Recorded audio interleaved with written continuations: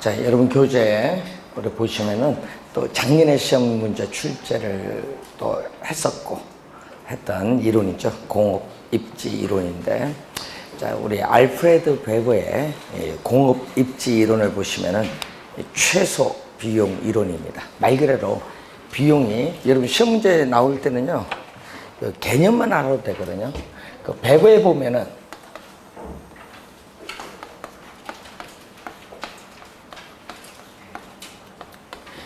우리 시험 문제, 우리 지문을 볼 때 항상 키워드는요, 요게 비용이 뭐가 되죠? 비용이 최소가 된다. 요게 또 우리가 2년 전에 출제를 했던 지문이에요. 그러니까 비용이 최소가 되는 지점에 공업이 입지해야 된다는 이론이 최소 비용 이론이거든요. 그래서 이 베버의 이론을 비판을 했어요. 자, 이 베버 이론을 비판해서 반대로 이번은 최소가 아니라 뭐가 나오죠? 최대. 비판을 했어요. 기업이 이윤을 극대화하기 위해서는 수요가, 이번은 수요거든요. 이걸 비판해서 이번 수요가 최대가 되는 지점. 말 그대로 갑니다. 수요가 최대가 되는 지점에 공업이 입지를 해야 된다고 주장한 학자가 누구냐면은 뇌슈란, 독일의 뇌슈란 학자입니다.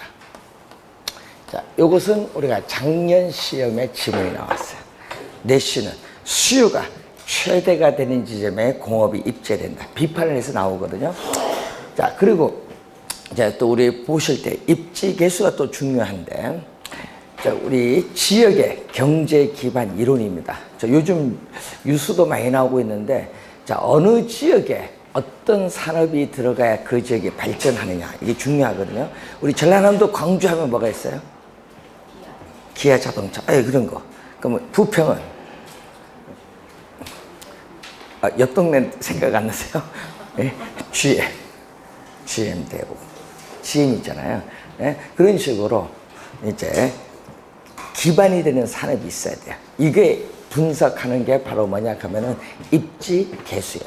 작년하고 27회 시험은 이 표를 이용한 문제가 나왔거든요. 그래서 여러분 그 교재를 보시면은 입지 개수를 AQ라고 해요. 무슨 얘기냐면요, 어떤 지역에 특정 산업이 있어요. 뭐 자동차 산업 또는 무슨 여러분 부동산 산업 뭐 이런 식으로 어떤 지역에 특정 산업이 전국의 동일한 산업에 대해서 어느 정도 특화, 전문화가 되냐, 그 지역에. 전문화가 됐으면 그 지역이 기반되는 산업이 되거든요. 자, 그래서 분모는 뭐죠? 여러분, 거기 봤더니 분모는 전국이에요. 분모는 전국. 자, 거기 여러분 교재 보시면 수식에 분모는 전국이고 분자는 특정 지역. 특정 지역이 뭐다? 이렇게 Z지역, 특정 지역이다. 그래서 여러분이 분모는 전국, 분자는 어떤 특정 지역을 얘기합니다. 그래서 전국의 전체 산업. 자, 여러분 우리 산업을 예를 들어서 뭐 20개라 본다.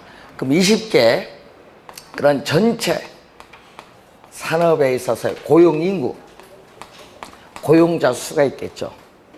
거기에 대해서 전국의 특정 아이 산업, 예를 들면 부동산 지금 산업, 뭐 자동차 산업, 섬유 산업, 전자 산업 이런 식으로 우리가 전국의 특정의 산업에 대한 고용자 수가 차지하는 비율, 이게 분모예요. 그럼 분자는 또 Z지역 전체 산업에 있어서의 고용자 수에 대해서 Z지역 우리가 I 산업 고용자 수가 차지하는 비율인데, 여러분 시험 문제 표가 나오잖아요. 그럼 표 나올 때는요, 전국이 나와야 그 숫자가 전국 전체가 만나는 거, 전국 전체가 만나는 숫자가 나와요. 그럼 거기에 여기 들어오고, 또 전국에 또 특정 산업이 나와요. 그럼 여기에 또 숫자가 들어오면 돼요. 그리고 Z지역 전체, 또 Z지역 아이산업. 그래서 요거죠. 두 개가 만나는 숫자가 들어와서 계산을 하시면 돼요. 그런데 문제는 여기 1보다 크면 어떻게 돼요? 분모 분자로 주어질 땐 1을 기준으로 판단하는데 1보다 클 때는 이 Z 지역 전체 산업 고용자 수에서 I 산업 고용자 수가 차지하는 비율이 전국보다 큽니다. 이때는 어떻게 돼요? Z 지역에서 생산을 해서 소비하고 남은 나머지를 전국에 Z 지역 경계 전국의 다른 지역으로 뭐 한다? 수출하는 무슨 산업? 우리는 기반 부문의 산업이다. 반대로 1보다 작으면 그 지역 내에서 생산해서 소비 판매하는 무슨 산업? 수출하지 못하는 비기반 부문의 산업이다. 이렇게 보는 그런 내용이죠. 계산을 하고 판단하시면 되겠습니다. 자, 요거 하나만 확인을 좀 해두시면 될 것 같고요. 자, 여러분 교재 60페이지로 가시면은 매년 요즘 또 출제가 되고 있는 도시 내부 구조 이론이 나와요. 자, 최근에 계속 또 출제를 했는데 여러분 작년에 입지계수 나왔기 때문에 올해는 좀 출제가 되기 가능성이 좀 적고 하여튼 올해 출제 가능성이 높은 문제가 또 무슨 내용? 도시 내부 구조 이론입니다. 그런데 중요한 건요, 작년에 시험에 버제스와 호이트 냈거든요. 28, 9회 시험에서는 해리스 울마이 냈어요. 그런데 문제는 순서를 알아야 돼. 순서. 요 순서 모르면 원래 좀 큰일 납니다. 순서. 여기서 정답 묻습니다. 순서. 그러면은 우리 좀 이따 배울 텐데 1826년 지금으로부터 거의 200년 전이에요. 1826년에 튀넨 학자 있어요. 튀넨. 튀넨은 독일의 학자인데 독일에서 우리는 폐쇄 경제, 고립됐다는 얘기죠. 폐쇄 경제를 가정한 고립국 이론을 우리가 전개시켜요. 최초의 농업 입지 이론입니다. 그러니까 무슨 얘기냐면요, 중심지인 시장에서 그때 당시 중심지인 시장에서 거리가 멀어질수록 이 경작 재배되고 있는 농작물이 달라지는데 문제를 그걸 6가지로 본 거야. 누가? 튀넨이. 그래서 6가지로 보면서 튀넨은 이때 6가지 형태의 동심원 지대 모형이라고 해. 그러니까 이 동심원 상에서는 똑같은 지대를 준다는 얘기입니다. 동심원 이 지대 모형을 주장을 하는데 요거는 최초의 무슨 이론? 농업 입지 이론이야. 그래서 어디에 적용한다? 농촌 토지에 적용하는 최초의 농업 입지 이론이야. 이것을 응용했죠. 여러분 작년 시험에 여러분 19회 시험과 또 작년에 출제했거든요. 이 튀넨의 고립국 이론을 뭐 했다? 응용을 했어요. 그러니까 농촌 우리가 토지를 응용해서 어디에 적용했다? 도시 토지에 적용을 한 거예요. 그래서 100년이 지났죠. 거의 1900 몇 년? 25년. 미국 시카고 대학의 도시사회학자인 버제스입니다. 버제스가 미국 시카고라는 도시를 대상으로 해서 나타난 이론이 바로 뭐죠? 우리는 동심원. 아까 얘기했죠. 동심원 지대 모형. 요걸 응용을 했다는 얘기예요. 요거 응용해서 나온 이론이 동심원. 동심원 이론인데 동심원 이론 모형이라고 하거든요. 그래서 어디를 대상으로 했다? 미국의 시카고를 대상으로 한 거예요. 자, 여러분 우리 지금 살고 있는 광명 지역도 도시잖아요. 광명 100년 전에 도시였어요? 120년 전에? 200년 전 돌아가면? 아니잖아요. 근데 이제 그걸 보시면서 여러분이 항상 생각하는 건 도시가 언제 형성되느냐. 이걸 늘 염두에 두셔야 돼. 도시가 어떻게 형성돼서 지금까지 발달되어 왔느냐. 이걸 연구를 하는 거거든요. 그래서 그럼 처음에는 뭐가 있어요? 도시가 형성될 때는 사람이 모여야 될 거 아니에요. 사람이 모여야 형성되지 뭐. 사람이 모일 때는 어디 모일까요? 예. 진짜 부동산 공부하신 분 맞는가 모르겠네. 모여야 거래도 되고 가격도 비싼 거 아니에요? 원래 경쟁도 하니까. 그럼 어디가 모이겠어요? 처음에 사람들 모이는 장소가 어디예요? 도심이지. 우리 얘기하는 도심.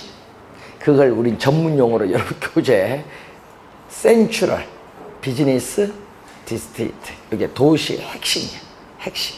그러니까 정치, 경제, 사회, 문화의 중추적인 역할을 하고 있는 핵심이 바로 이게 도시의 핵심이야. 여기 사람이 집중하지. 처음 도시가 형성될 때. 예? 그러면 집중하다가 이제는 어떻게 돼요? 도시가 발전되면. 여기 모이다가 도시가 발전되면 벗어나야 하잖아요. 예? 왜? 높은 가격을 지불할 수 없는 게 이제 벗어나야 되지, 이제. 벗어나는데 누가 제일 먼저 벗어나? 예? 돈 없는 사람. 그래서 벗어나서 뭘 했냐. 우리 쉽게 얘기하면 퇴폐 슬럼지구. 슬럼은 들어봤잖아요. 슬럼지구를 형성하는 것을 우리는 뭐라고 한다? 점이지대. 옛날에는요, 슬럼지대도 있겠지만 그 외국의 경공업이 중공업이 아닌 옛날에 보면 경공업, 뭐 섬유는 경공업 이런 게 들어서거든요. 이게 바로 뭐다? 점이지대. 여러분 시험 문제는요, 요 점이지대가 중요해. 점이지대 몇 번째? 두 번째. 여기 진짜 중요합니다. 순서. 왜? 최초잖아요. 최초니까 상당히 순서는 중요한데 두 번째는 점이지대. 그래서 여러분 점이지대에서 저소득층이 살다가 공장도 이제 들어서 가면 공장 근로자들이 또 거주해야 되겠잖아요. 그럼 공장 근로자들 거주하는 뭐 누가 나온다? 저소득 우리가 가구가 거주하는 지역이 또 형성이 돼. 그리고 이제 네 번째가 뭐냐? 중상층 이상의 고소득층이 거주하는 누가? 고소득 주택 지역이 형성돼. 문제는 요걸 지나선 누가 형성된다? 교외, 위성도시. 우리 위성도시라고 들어보셨나요? 위성도시, 광명, 부천 다 위성도시거든요. 그걸 우리 뭐라고 하냐? 통근자 지역. 여러분 이 이론은 우리나라에서 성립한 이론이 아니라 어디서 성립한 거야? 선진국이잖아요. 선진국. 자, 그러면 이제 선진국에서 성립한 이론이라는 걸 염두에 두시면서 교외 위성도시로서 통근자들이 거주하는 지역. 여기는 여기보다는 소득은 약간 낮지만은 도심의 사무실로 뭐 한다? 출퇴근을 해요. 뭘로? 전철 이런 걸로 출퇴근해. 대표적인 요즘 하면 뉴욕인데, 뉴욕 요즘 우리 뉴스도 많이 나오고 있지만 뉴욕에는 진짜 전 세계에서 뉴욕, 우리 월스트리트 그쪽 맨하튼 쪽은 제일 비쌉니다. 전세에서 가장 비싸요. 연봉 1억도 못 살아요. 왜? 거기 살려면요, 렌트, 월세가 얼마인 줄 아나? 제일 10평짜리가 600만 원이에요. 못 살아요. 예? 그럼 어떻게 살겠어? 그러니까 어느 쪽으로 하겠다? 외곽으로 가서 살지. 예? 그래서 이제 나오는 게 이제 교외 위성도시에서 여기서 출퇴근데 어디? 여러분 뉴스 많이 나오죠? 뉴저지. 뉴저지에서 여기서 들어오면서 전철로 들어오죠. 도심으로.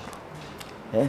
그래서 요즘에 우리나라도 그렇지만요, 앞으로 흐름은 이제 도심은요 딱 양극화가 돼요. 왜냐면 아까 했지만 돈이 많이 사는 사람이 있는 반면 돈이 없는 사람은 여러분 뭐를 해야 돼? 일자리를 얻기 위해서 가까이 있어야 돼. 돈 있는 사람이 여기 안 있지. 집을 할 수 없는 계층은 뭐야? 없지. 어느 쪽으로 가? 집가가 싼 외곽에 넓은 평형수를 가지고 잘 살겠지. 그렇게 생각하시면 돼요. 자, 문제는 이게 최초거든요. 그러면은 동심원 지대 모형은 6개인데 문제는 틴에는 이것을 6개를 버젯은 몇 개로? 5개로 본 거예요. 지금 동심원 모형을. 그래서 여러분 쉽게 얘기하면요, 이 5개의 지구로 분화되면서 도시가 성장한다 이렇게 본 거예요. 중요한 거는요, 도심에서 거리가 멀어질수록 인구 밀도는 어떻게 돼? 여기가 인구 많고 밖으로 갈수록 인구 밀도는 낮아지고 도심으로부터의 접근성도 낮아지고 집가도 싸고 지대도 싸고. 이런 범죄 빈곤 질병은 어디가 많아요? 도심이 많지. 상식적으로 생각해. 그러니까 교회로 살면요 울타리도 없어. 왜? 예? 도둑님 오셔서 가져가세도 없어. 외국에는. 예? 그만큼 외국엔 범죄, 빈곤, 질병도 적어요. 자, 이번에 여러분 뉴스 보면 알겠지만 코로나 사태 얘기를 많이 하잖아요. 그 코로나 사태에서 가장 많은 사람들이 돌아가시는 곳이 어딘 줄 아세요? 예? 도시네, 도시. 도시. 왜? 아까 있잖아. 도심은 돈 있는 사람 있잖아요. 이 사람은 돈이 많은 사람은 도심에 있다가 코로나 하니까 비행기 타고 외가 가버려. 휴양지 가버려요. 그런데 돈이 없는 사람은 이동도 못해. 비행기가 없으니까 다 그렇게 있잖아. 이동도 안 돼요. 그러니까 또 높은 의료 비용을 지불할 수 없는 저소득층은 요 도심에 있잖아요. 지금 여기서 그러니까 뭐해? 치료도 못 받고 계속 죽는 거예요. 그래서 뉴욕에 사망자가 제일 많은 거예요. 왜? 뉴욕의 슬럼가가 70%거든. 그러니까 도시 먹을수록 좋을 수도 있겠지만은 아까 했지만 질병이나 범죄, 빈곤에 취약을 해. 외곽 갈수록 뭐야? 좋다. 그럼 여러분 어디 가서 살래요? 제 미국 아닙니다. 외곽 가서 살래요? 그런 걸 이제 상식적으로. 그러면 앞으로 도시가 여러분이 성장 발달하면요, 외곽으로 도시가 확산되잖아요. 그럼 확산됐을 때 어느 지역으로 확산되느냐. 근데 문제는 동심원상으로 꼭 이렇게 모든 방향으로 균일하게 확산되느냐. 그렇지 않죠? 뭐에 따라 달라져? 교통망에 따라 달라지겠지. 예? 여러분 산이나 강이 있으면 거기는 안 되잖아요. 그러니까 이런 어떤 장애물도 있거든요. 그래서 그걸 반영해서 나타난 게 이제 호이트거든요. 그래서 이 버제스는 도시의 공간 구조, 이 도시의 공간 구조의 형성을 생태학적 입장에서 접근을 해요. 그래서 여기 들어오는 걸 뭐죠? 어떤 지역에 들어오는 걸? 여기 들어오는 걸 들어오는 걸 친입. 그럼 기존의 원주민과 또 뭐를 해야 돼? 경쟁. 그럼 다른 지역으로 바뀌는 게 천이라고 해. 그래서 도시의 공간 구조의 형성을 거주지가 분화되는 형상으로 보면서 친입, 경쟁, 천이, 이게 생태학적 용어예요. 친입, 경쟁, 천이의 과정으로 설명한 학자가 누구? 버제스. 시험에 이제 틀릴 수가 없다. 작년에도 출제했죠. 작년엔 튀낸 응용한 이론, 요거 출제했고요.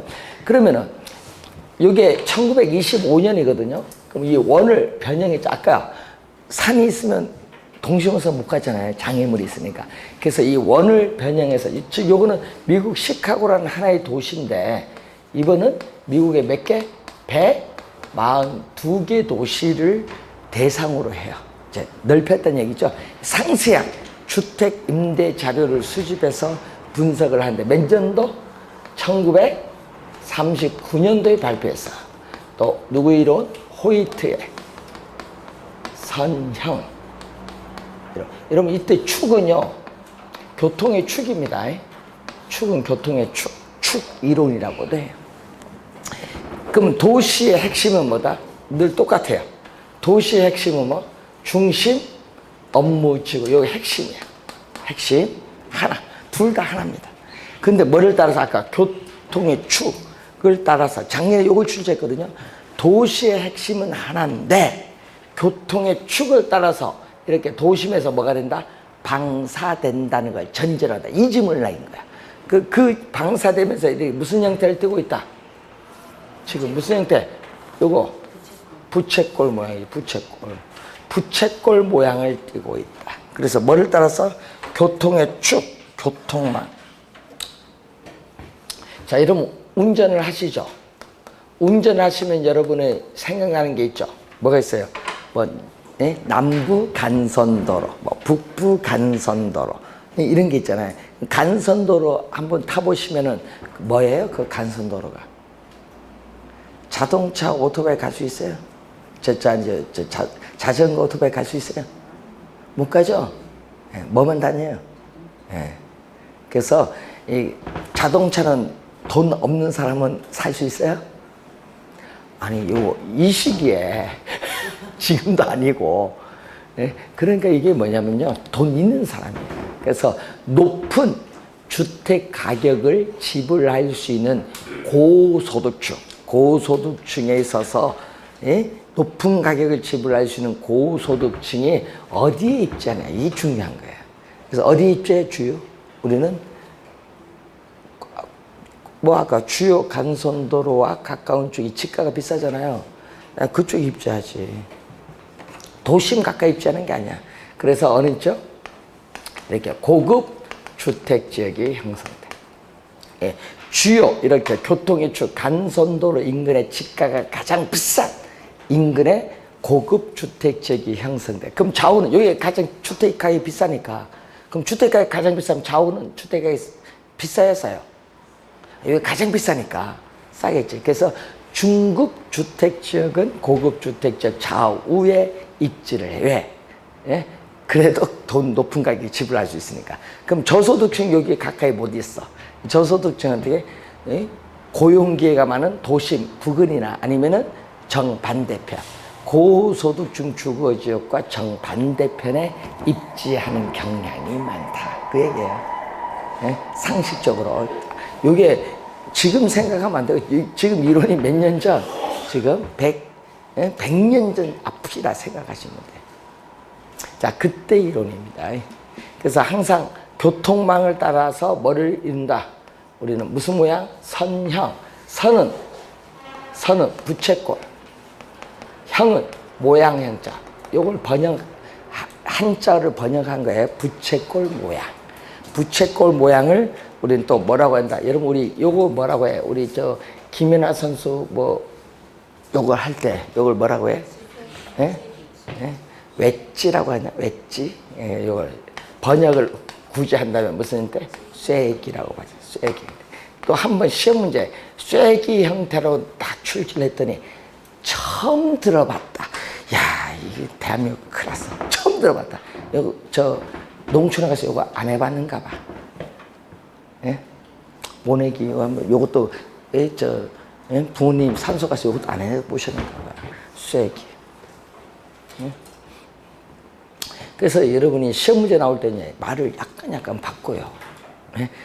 예? 이렇게 출제하면 좋은데, 문제 너무 이제는 전형적이니까 약간 말을 바꿔서 출제를 좀 해요. 출제, 진짜 할 때는. 그걸 염두에 좀 두시면서 보시면 돼요. 자, 그러면 순서거든요. 그럼 여러분 시험 문제 박스가 나왔어요. 자, 박스 나왔어. 기어, 니은, 디귿, 니을, 튀네, 버제스 이런 식으로 뭐가 나와? 학자 이름 나오고 또 밑에 박스 나와. 여기 또 내용이 나와. 연결 어떻게 올바르게 된 걸 찾아라. 그걸 출제를 하면은 아까 핵심만 알면은 연결시키면 돼요. 작년에도 그런 형태로 출제를 또 했어요. 25회도 그렇고 25회, 30회가 이런 형태로 출제 연결됐느냐. 어려운 건 아닌데. 자, 그러면은 또 언제 나오냐. 이제 도시가 또 발전하잖아요. 그래서 핵심이 몇 개 있다. 지금 하나만 있다가 이 도심의 기능이 전문화가 됨에 따라 분화가 돼. 특화가 되면서 도심도 있고 뭐도 있다? 부도심도 나타나. 그래서 언제? 1945년에 누구 이론? 해리스, 울만. 해리스와 울만의 연구에서 나타나는 무슨 이론? 다 핵심 이론. 여러분 29회는요 29회 시험 2년 전에는 해리스 울만만 알아도 됐어. 그럼 답은 뭐가 나와야 돼? 다 핵심. 그것만 알아도 바로 답이 나왔어. 항상 이 사학자들의 견해를 잘 이해를 해야 됩니다. 순서 잘 보셔야 돼요. 순서 3개밖에 안 배웠어요 지금 순서. 자, 다 핵심이 하나가 아니라 여러 개다. 그래서 최근에 신도시나 이 거대 도시 설명에 적합한 이론인데, 그럼 시험 문제는 요 안에 있는 지문이 나와요. 다 핵을 발생, 성립시키는 요인 4가지가 나오거든요. 여기서 출제를 또 많이 합니다. 거기에. 자, 4가지 요인을 보면은, 여러분, 어떤 도시 활동은 특정의 위치나 특수한 시설이 필요한 경우가 있어요. 아니, 그 지역에 뭐가 있잖아요. 특수한 시설 들어설 필요가 있다. 뭐 화학 공장이라든지 이런. 그래서 다액이 형성이 되기도 하고, 또 도심은 가격이 비싸요. 토지 가격이. 그럼 높은 가격을 지불할 수 없는 업종이죠. 업종은 도심에 입지하지 못하고 어린 쪽으로 가야 돼. 지가가 싼 외곽으로 가야 되잖아요. 그래서 다액이 형성돼. 그게 뭐죠? 지대 지불 능력의 차이입니다. 자, 여러분 그 홍대 한번 가보셨어요? 요즘 홍대 유명하잖아요. 저들은 홍대 제가 평생 살아서 딱 한 번 가봤습니다. 한 번. 오뎅 먹으러. 신촌에 갔다가 붙잡혀서 갔는데 그 홍대를 갔는데 옛날 저들이 85년대 갈 때 하고 3년 전에 갈 때가 또 다르더라고요. 근데 문제는 뭐 지금도 다르겠지만은 가서 우리는 보는 건 다른 거 없고 건물 배치도 그리고 이제 임대료 뭐 이런 거죠. 부동산에 관심이 있어서 이렇게 보잖아요. 근데 요즘에 홍대에 빈 건물이 많아요. 가보시면 알겠지만은 1층도 빈 상가가 많아요. 막 이사를 가고 뭐 하는데 그 왜 그래? 높은 임대료를 지불할 수 없으니까 그 업종은 어느 쪽으로 가? 그 뒤쪽에 발전소 뒤에 그 또 철거하잖아요. 그쪽으로 이제 가서 새로운 상권이 형성되는 거예요. 그쪽으로 싼 쪽으로. 그래서 다액이 형성되는 거예요. 쉽게. 그러니까 여러분 그거 뭐 거기만 있어요?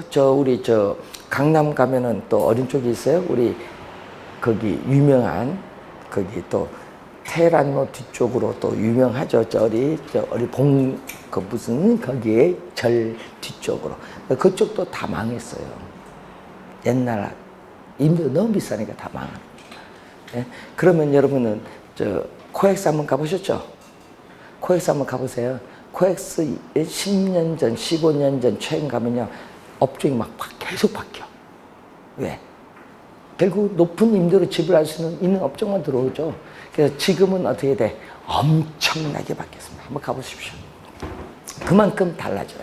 그리고 우리 동종이라고도 해요. 동일한 도시 활동을 할 때는요. 같은 업종 모여야 돼. 그래서 집적이라고 해요. 함께 모이는 거. 집적에 따르는 이익을 추구를 해야 돼. 그걸 집적 지향성이라고 해. 근데 서로 다른 업종은 어떻게 돼?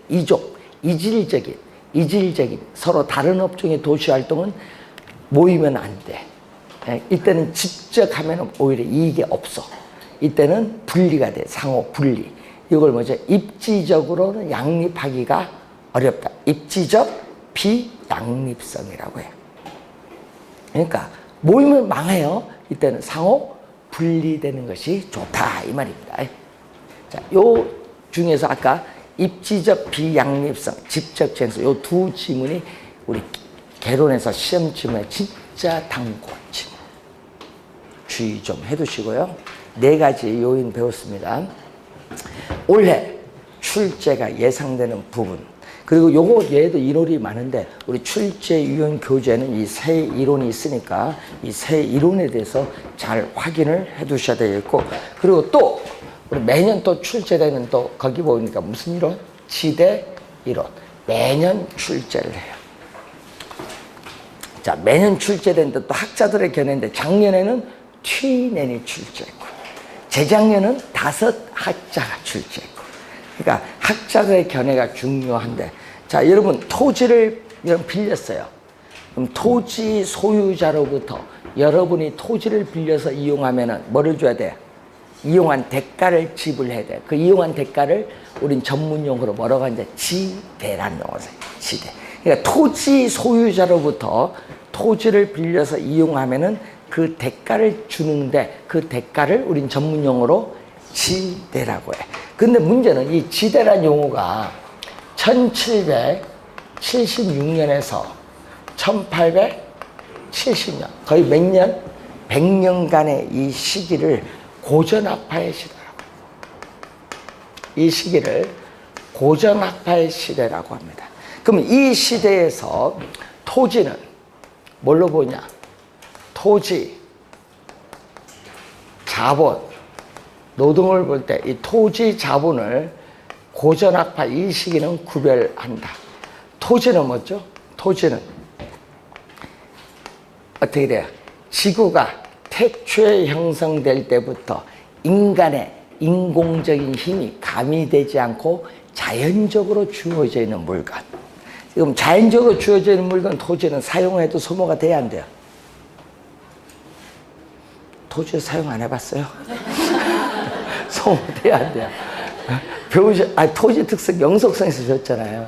토지는 시간이 경과하거나 사용하여 토지는 소모가 되지 않는다. 그런데 자본은 뭐냐?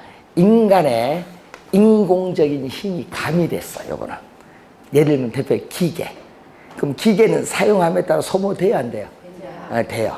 요건 소모가 돼요. 그래서 우리는 고전학파는 요걸 이렇게 구별을 한 거예요.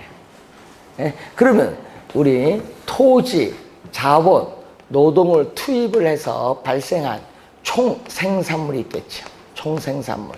총생산물에서 뭐를 뺀다? 총생산물에서 여러분, 이 투입을 했으니까 자본 투입한 대가, 노동 투입한 대가 지불해줘. 여러분 노동력을 기업에 제공하면 여러분 뭐 받아요? 임금 이런 식으로 받아야 돼. 그 대가를 받는 거야. 자본에 대한 대가, 노동에 대한 대가를 받아야 돼. 이걸 뺀 나머지, 예? 총생산물에서 이걸 뺀 나머지를 우린 전문용어로 뭐라고 하냐면 잉여. 잉여. 번역이 차이인데 이거 서플러스라고 하는데 서플러스를 우리나라 경제학자는 뭘로 번역했다? 잉여라고 번역. 잉여. 서플러스. 그래서 이 잉여인데 요걸 뺀 나머지 잉여. 이 잉여를 누구한테 준다? 이 잉여를 누구한테 줘요? 토지를 이용한 대가가 지대잖아. 이 토지에 주는 거야. 그럼 지대는 자 고전학파에서는 토지를 이용한 대가 지대를 뭘로 본다? 잉여의 성격으로 보는 거야. 잉여의 성격인데 여러분 우리 좀 한자도 좀 해석을 하셔야 돼. 인간의 노력 여기에 인간의 노력이거든요. 노력 안일부 노력에 의하지 않고 자 인간의 노력에 의하지 않고 얻는 소득 이걸 뭐라고 해? 근데 그건 잘 알면서 왜 시험에 나오면 해석이 안 되는지. 예? 예? 불로소득. 인간의 왜 자연적으로 주어져 있는 물건이잖아요. 그렇기 때문에 인간의 노력에 의하지 않고 자연적으로 주어진 거예요. 불로소득. 그래서 시험 문제 요걸 많이 내잖아요. 그래서 고전학파에서는 지대를 뭘로 본다? 불로소득으로 간주해. 그럼 불로소득이니까 이것을 고전학파의 경제학자들은 세금을 통해서 적극적으로 뭐를 해야 된다? 환수를 해야 된다고 주장해. 그래서 이때 경제학자들은 뭐에 중점을 두고 있다? 이때 경제학자들은 소득 분배에 중점을 두고 있어요. 자, 이 소득 분배 중점을 두고 있는 이 이론이 원래 영국이잖아요. 이 이론을 우리 적극적으로 받아들이는 정부가 바로 지금 우리 현재 무슨 정부인지 모르지만 현재 정부입니다. 여러분 원래 이제 좀 있으면 5월달 이제 국회 개원하고 이제 6, 7월 가면요 이제 제일 먼저 우리 5대 과제 중에 부동산인데 그 부동산에서 우리 추미애 장관도 그렇지만은 토지 공개념, 토지는 국공유하기는 어렵지만은 하여튼 부동산에 대해서 세금을 뭐 하겠다. 불로소득 과감히 부과하겠다 이 말이에요. 네? 부과하겠다. 그 법 좀 있으면 개정합니다. 대표적으로 이제 제일 먼저 개정한 게 종합부동산세법부터 주택법 이런 식으로 계속 개정. 그리고 도시 및 주거환경 정비법 계속 개정이 들어갑니다. 네? 그 왜냐? 요걸 때문에 그래 지금. 예? 그래서 항상 시험 문제는 이슈가 되는 건 출제한다. 그래서 옛날엔 강의 안 하지만은 지금은 강의를 해야 돼. 왜? 이슈가 되면은 출제를 하거든. 눈치 봐야 되잖아요. 출제인도. 예? 20문제 출제해서 600만 원 받아야 되는데. 출제원 10분이니까 200문제죠. 예. 그래서 하여튼 그래서 항상 정책은 이슈를 많이 따라 들어간다. 지도는 마찬가지예요. 자, 그래서 원래 좀 중요하고요. 그럼 고전학파의 대표적인 학자가 여러분 배운 게 있죠. 데비드 리카도. 여러분 2년 전에 뭐 출제한 줄 아세요? 리카도는 위치를 중시하고 비옥도는 무시였다. 이 지문을 출제했어. 그래서 리카도는 그게 아니죠. 리카도는 누가 아까 고전학파는 영국이잖아요. 영국. 그래서 영국의 대표적인 학자입니다. 그래서 리카도는요, 100년간의 논쟁에서 이긴 사람이야. 한두 시간이 아니라 100년간의 논쟁에서. 대단한 사람. 그래서 리카도는요, 영국에서 경작, 재배되고 있는 농업용 토지는 많아요, 적어요? 대답도 안 하시고. 아니, 상식적으로 생각을 해야지. 경작 재배되고 농업용 토지가 많아요, 적어요?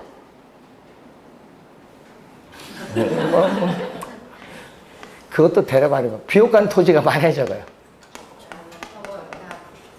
비옥한 토지는 적지 뭐. 비옥하지 않은 토지도 많잖아요. 비옥한 토지는 뭐가 됐다? 한정됐다. 이걸 뭐라고 해? 전문용어로. 희소성. 비옥한 토지는 한정되어 있다는 무슨 원칙? 희소성. 희소성. 자, 그리고 자, 여러분 여기 예를 들어서 1제곱미터예요. 자, 여기 1제곱미터 예를 들면은 농업용 토지에 한 사람, 두 사람, 세 사람 노동 인력을 투입하면은요, 총 생산량은 증가를 해요. 그런데 토지는 한정되어 있는데 계속 투입을 하다 보면 어느 사람을 넘어가면요, 사람은 많이 투입했는데 오히려 총 생산량의 증가분은 점점 줄어드는 현상이 나타나. 증가분이. 이걸 전문용어로 뭐라고 하죠? 수학 체감의 법칙이라고. 이 수학 체감의 법칙이 작용을 하고 있다고 보는 거예요. 자, 요것도 한 4번 출제했거든요. 자, 그래서 이 리카도는요, 이 경작 재배되고 있는 농업용 토지의 뭐의 차이? 비옥도. 예? 이 비옥도의 차이를 보는 거예요. 자, 여러분, 비옥도가 높은 토지가 생산량이 많을까요? 적은 토지가 많을까요? 높은 토지가 많겠죠. 그러면 이 단위 면적당, 이 단위 면적 1제곱미터, 단위 면적당 농업용 토지의 수확량을 전문용어로 뭐라고 하냐? 생산성. 되겠죠? 이 단위 면적당 농업용 토지에서 얻을 수 있는 수확량을 전문용어로 뭐라고 한다? 생산성. 이 생산성의 차이가 와요. 이 생산성의 이 차이가 결국 뭐를 가져온다? 지대의 차이를 가져온다.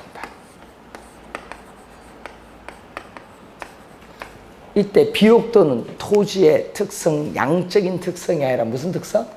질적인 특성이거든요. 그래서 질적인 측면에서의 뭐가? 이 차이가 결국은 지대의 차이를 가져오는 거예요. 비옥도가 높은 토지를 뭐라고 했냐면은, 여러분, 비옥도가 높은 토지를 우둥지. 여러분, 우등생, 열등생인 뜻이 우둥지. 지는 땅지자. 그럼 우둥지에서의 단위 면적당 수확량, 생산성이고, 그럼 토지의 비옥도가 낮은 토지를 뭐라고 해? 토지의 비옥도가 낮은 토지를 열등지. 대답해서 틀리면요, 다음에는 시험에 나오면 맞춥니다. 또 최는 가장 최자. 그 무슨 얘기죠? 열등지 중에 가장 열등지. 이걸 우리는 리카도는 뭐라고 설명했냐 하면요, 한계지.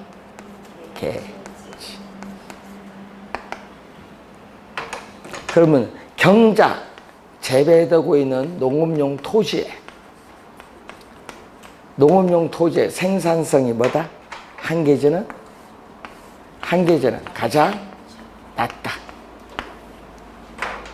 열등지가 아니라 최열등지는 한계지는 가장 낮은 토지야.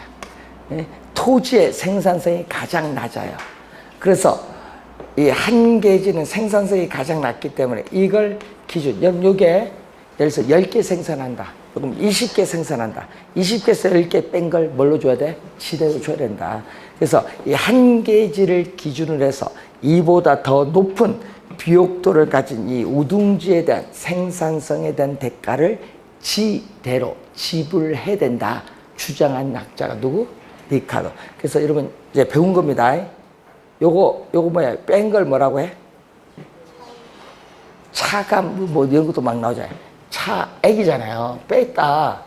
예, 뺐어. 차액. 뺀 만큼 뭐를 지불한다? 그래서 나온 용어가 차액지대. 이제 시험에 안 틀려야 돼. 여기서 뺀 거, 요걸 기준해서 뺀 것만큼 뭐를 지불한다?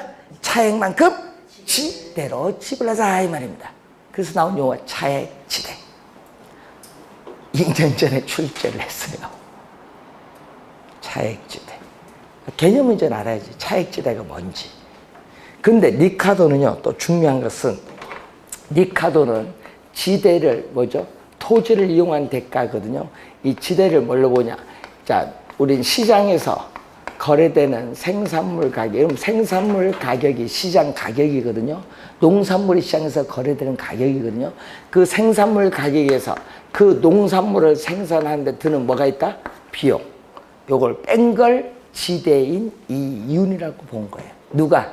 리카도. 그런데 리카도는 이 한계지에서는 토지의 생산성이 가장 낮다 보니까 이 생산물 가격과 뭐가 똑같다? 생산 비용이 뭐라고? 똑같다고 보는 거야. 리카도는. 그럼 똑같은, 요 두 개가 똑같으니까 지대는 뭘로 본다? 제로다. 그래서 리카도는 최열등지의 한계지에서는 지대가 제로 발생한다? 하지 않는다? 이게 또 중요 시험 포인트. 리카도는 한계지에서는 지대가 발생하지 않는다. 중요 포인트.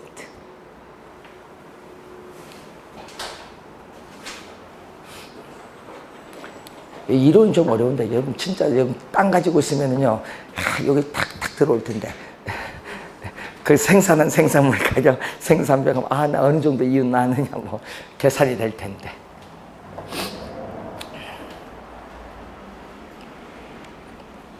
자, 그런데 문제는 또 주의해야 될 거는 비옥도가 같으면 어떻게 돼요? 비옥도가 같으면, 자, 농업용 토지의 비옥도가 동일하다 같으면 생산성도 같고 지대도 뭐 해야 돼? 같아야 됩니다. 지대도 같아야 된다. 이 시기에 현실적으로 영국의 농업용 토지의 지대는 비옥도가 동일하더라도 차이가 있습니다. 이걸 리카도는 설명을 못해. 왜 설명 못하냐? 리카도는 토지의 뭐를? 위치 문제를 뭐 했다? 경시했다. 이 위치 문제를 경시했기 때문에.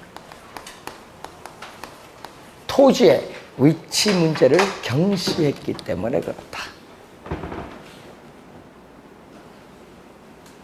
그러니까 여러분 유리한 토지냐 불리한 토지냐 이게 위치를 경시를 한 거예요. 자, 그래서 여러분 우리 2년 전에 리카도는 비옥도를 무시했고 위치를 중시했다. 맞아요? 틀려요? 2년 전에 틀렸잖아. 리카도는 반대로 비옥도를 중시하고 위치는 뭐다? 무시했다. 이렇게 나와야지.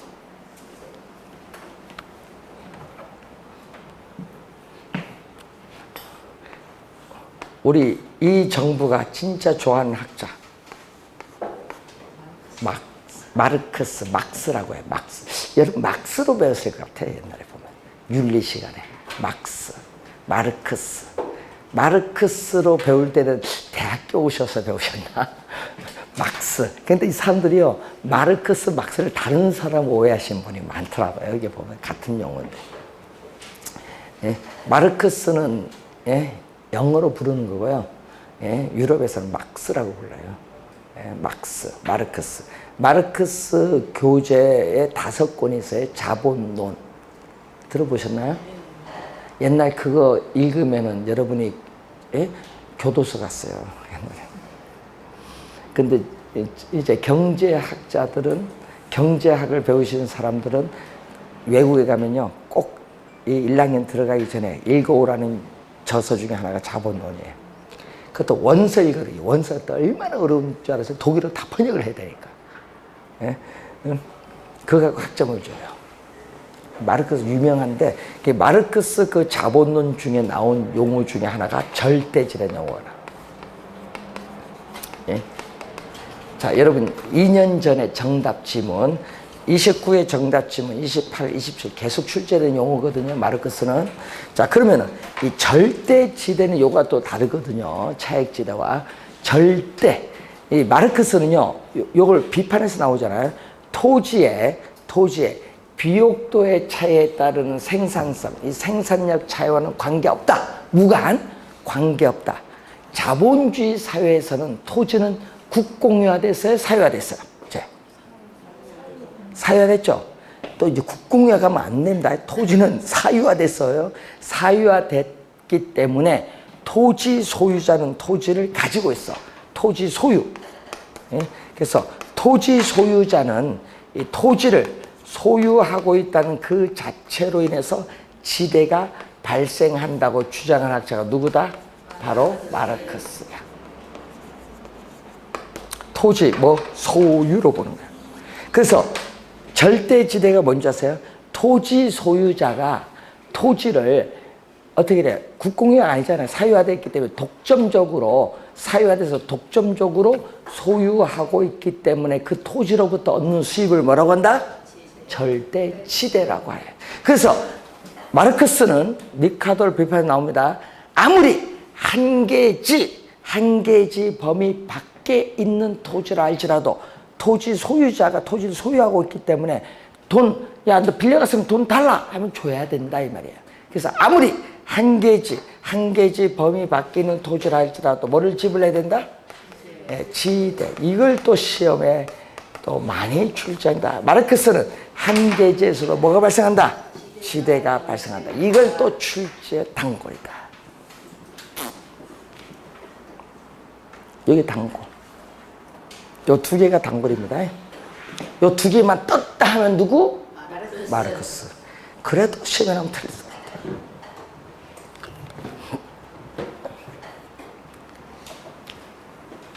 2년 28일은요, 딱, 한 개지에서 지대가 발생했는데 요거 떴거든요. 그러면 바로 답이 나와야 되는데. 키워드가 중요해요, 항상. 자, 이 두 학자 외에 또 있어요. 튀넨. 지금 배우셨다 아까 뭐 배웠죠?